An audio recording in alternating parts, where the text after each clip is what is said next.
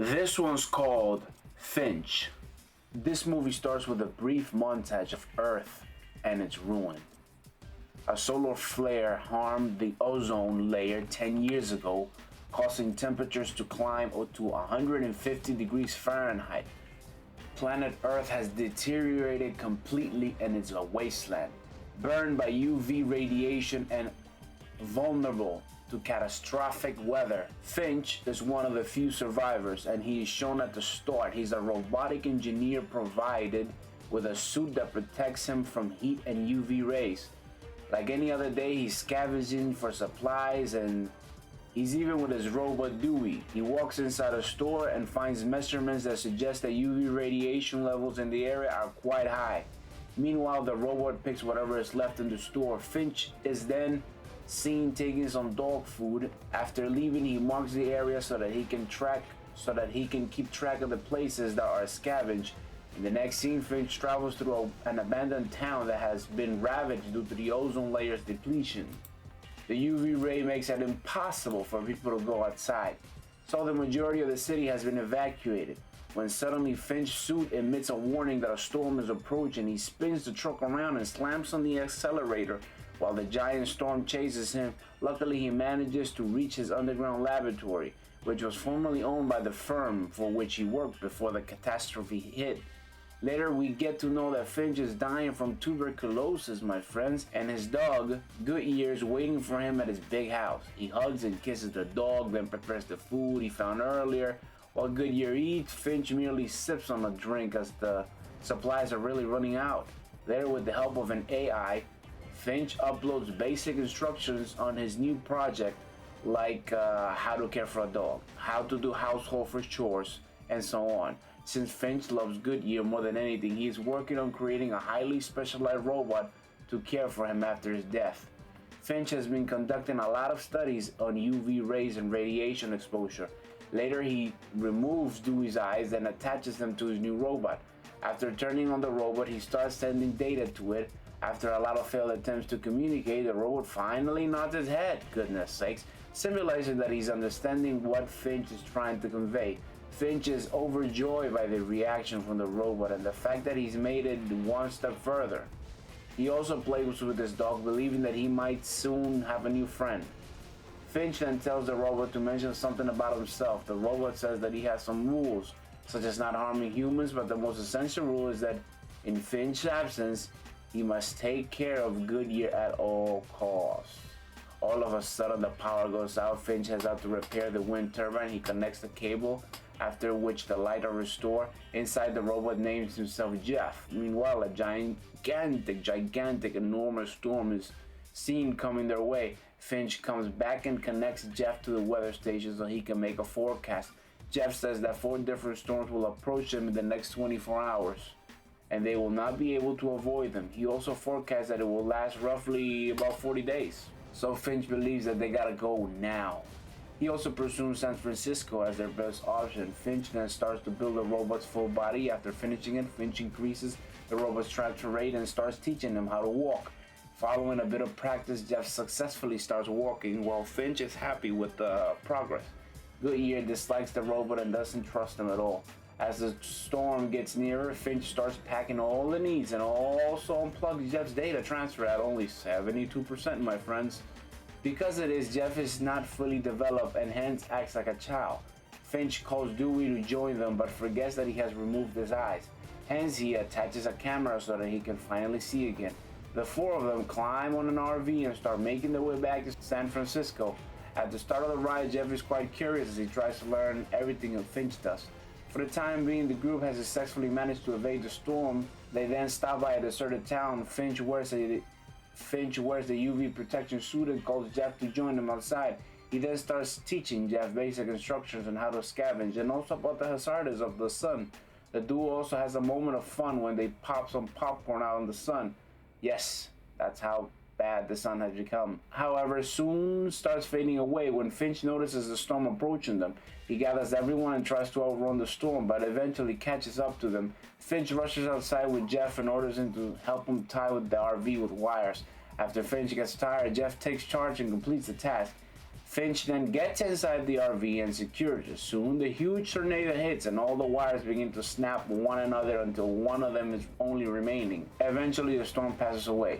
Finch appreciates Jeff's good work but gets disappointed when he learns that the front tire of the vehicle is damaged. They have a spare tire but do not have a jack to lift the vehicle. However, Jeff simply lifts the vehicle using his sheer strength and tells Finch to change the tire. The next morning, Jeff attempts to communicate with Goodyear, saying that he's trying to learn the dog's language, but Finch wakes up and makes him understand that it will take some time for him and Goodyear to be on good terms. Later that day, a board points out that San Francisco is 1,522 miles away, 1,522 miles away. Finch is stumped when Jeff asks him to complain. When Jeff asks him to explain the notion of trust, hence he just starts sharing his own life story. He mentions about him being alone, the software program he used to do, and he was just able to win their trust eventually. They eventually stop at a restaurant where Finch vomits blood. Realizing that he doesn't have much time left, Finch takes Goodyear inside the restaurant and starts playing with him. Meanwhile, Jeff is toying with the RV. He puts on songs while he tries to drive. Because of his clumsiness, he lets go of the handbrake and the RV hits a car. When Finch confronts Jeff, he acts all innocent and he then reverses the RV only to crash it again. A furious Finch just starts demonstrating what happens to his skin when he steps into the sunlight. He then screams at Jeff, telling him that his only job is to take care of Goodyear. After they leave the restaurant, Finch decides to teach Jeff to drive. At first, Jeff is clumsy as usual, but he soon gets a hang of it and starts driving smoothly. Finch is pleased at this, but the doggo remains skeptical. At night, they stop by the road to camp. There, the beautiful northern lights can be seen as the ozone layer is no longer present. Jeff suggests that they could drive at night, mentioning that daylight is hazardous. However, Finch teaches him that hungry people approach him at night and is dangerous. In the morning, Finch vomits blood and is also shivering. Jeff takes good care of him, asking him if he could call the doctor. After that, they continue their journey when they arrive in a major city.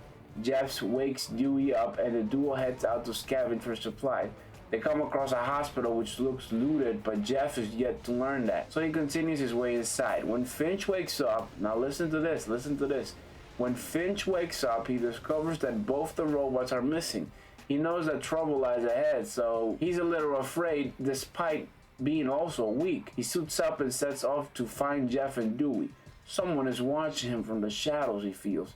Upstairs, Jeff is delighted to find food, medicine, and even a fancy jacket for himself. Yeah. Meanwhile, Dewey finds some snacks but doesn't notice a bear trap near it. As he reaches for the snacks, the bear trap rips him apart completely. After a distraught Finch finds him, he apologizes and turns off his power. Soon, Finch hears a rumbling sound and finds Jeff as well. Finch starts saying that they cannot stay at that place any longer, that it's not safe for them. Both of them make a run, but Finch is barely managing to stay on his feet. When they reach their RV, they immediately speed away, but a vehicle starts following them. After reaching a bit far, Finch hands over the steering to Jeff, telling him not to make any mistakes from now on. He also notices the car still following them. They turn off the headlights as Jeff can see in the dark, while the mystery car still pursues them. Finch suggests that Jeff step on the accelerator and speed up. As they are driving into a storm, Finch grabs the wheel and steers it off the road. He intends to use the underpass instead. Despite Jeff trying his best to explain that the height of RV is higher than the underpass, Finch does not listen and eventually it crashes and the RV solar panels are destroyed. After the crash, Jeff uses his strength to push the RV inside. Finch rushes outside and discovers that all of the solar panels have been damaged. He starts blaming himself for his poor judgment and also mentions that he cannot repair it. A furious Finch then returns to the vehicle while Jeff stands outside in the rain. Meanwhile, Finch shares another story and relates why he doesn't trust people and how he discovered Goodyear in a bag. He mentions that Goodyear was terrified and alone, and how he promised to protect him at any cost. Finch asks that hunger can turn any good human being into a killer, but it turned Finch into a coward, as he kept hiding while some young boys killed a young girl and her mother in the supermarket. The next morning, another board points out that it is 480 miles from San Francisco. Jeff is on the wheel while a weak Finch just rests. Suddenly, Jeff notices a butterfly on the windshield. He pulls over, awakens Finch up, and points to the butterfly. Finch gets up and stretches out his hand, and only to find it unaffected by the sunlight. He then steps outside and feels the sun. The UV radiation has decreased to the point where it is no longer a threat. Now, I started scratching my head at this point because he sees a flower and another butterfly and laughs. As they continue their journey, they get past flowering plains. Later, Finch gets dressed and they decide to have a picnic in the sun, something he hasn't done in over a decade. Finch then shares some more memories of his past while wishing that he could make more of his life. Hearing this, Jeff excitedly gets up and explains that if they leave now, they will reach the Golden Gate Bridge in about 18 hours or so. However, Finch says that he can't make it. A saddened Jeff then promises to take care of a Goodyear when he's gone. After that, Finch brings out Goodyear's ball and the two engage in the game of fetch. He then hands the ball to Jeff and explains that it is one of the first stages in creating trust with a dog. When Jeff asks if he can help him, Finch responds he has already done so. He then shakes Jeff's hands and they hug. Here Jeff is visibly upset and we can see that he has emotions too. Jeff then assists Finch into the RV where he lies down. Goodyear consoles Finch while Jeff packs their belongings. Finch pats his beloved buddy in the back one more time before passing away. The two then burn Finch in the plains along with his UV suit. After they are mourning, Jeff continues with the daily routine of Finch and feeds the dog. Later they play fetch again, with Jeff. Goodyear starts to feel safe and begins to change. Jeff also feels that Goodyear is now his responsibility, and they set off again. He befriends Goodyear, who finally embraces him. When they finally arrive at the Golden Gate Bridge, Jeff constructs a memorial for Finch. Oh, Finch. There they find several messages left by people for their loved ones, letting them know where they can be found. This concludes that there are more survivors, with the possibility of family members being reunited. In the final scene, Jeff sticks his drawing of Finch, Goodyear, and himself on the fence. The two of them then leave for somewhere else. If you have received value in this video, I believe you know what to do. I thank you for your time, and I thank you for listening.